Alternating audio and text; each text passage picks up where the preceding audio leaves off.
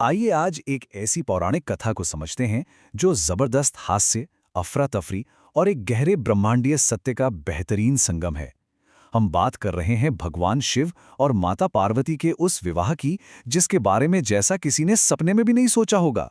जरा सोचिए, एक तरफ एकदम शाही परफेक्ट शादी की तैयारी चल रही है, लेकिन अचानक क्या होता है? ब्रह्मांड के स्वामी अपनी ही शादी में भूत पिशाचों की पूरी फौज बारात के रूप में ले आते हैं। सोचने वाली बात है, उस वक्त वहां कैसा माहौल बना होगा। तो चलिए देखते हैं। भाग 1, दूल्हे का श्रृंगार। एक आम दूल्हा कैसा होता है? सोने का मुकुट, फूलों की माला और चमकते रेशमी कपड़े। पर दूसरी तरफ हमारे महादेव का रूप एकदम अलग था। उनका श्रृंगार था सांपों का मुकुट, मुढ़माल और शमशान की भस्म। लड़की वालों की उम्मीदों और असलियत में जमीन आसमान का अंतर था।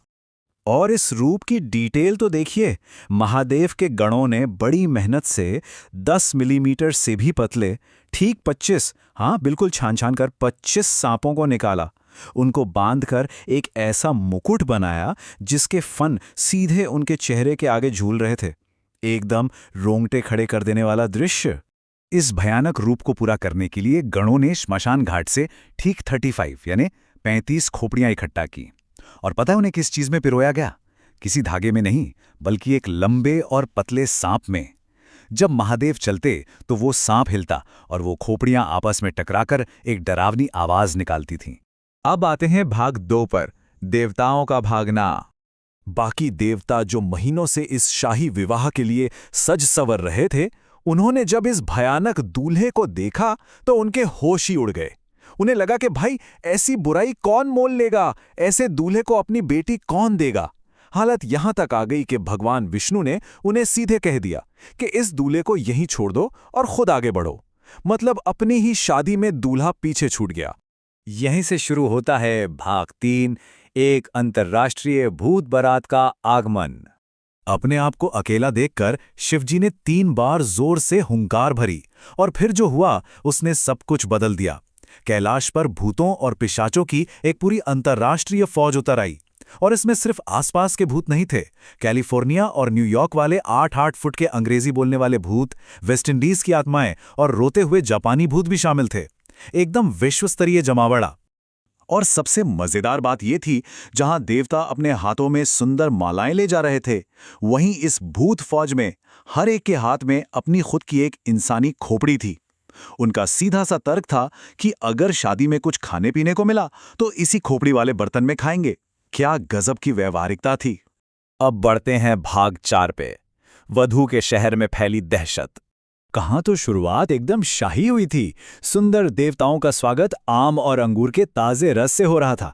पर अचानक अजीब सी आवाजें आने लगीं और तभी आसमान से उड़ते हुए एक भूत ने आकर रस का गिलास ही गिरा दिया।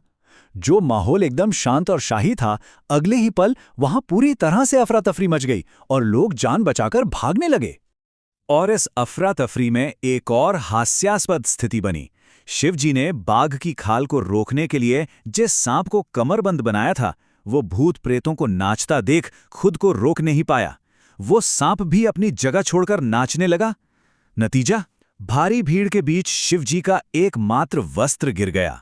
इसे हम एक अजीबोगरीब संकट ही कह सकते हैं। इस सब का असर वधू की माता पर क्या हुआ होगा?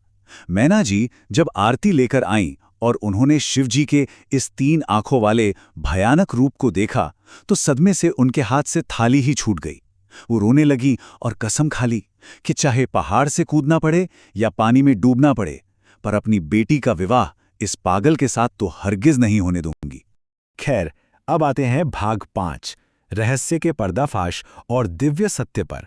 ठीक उस वक्त जब माता मैना ऋषि नारद को इस विनाशकारी रिश्ते के लिए कोस रही थीं, नारद जी खुद वहां प्रकट हुए।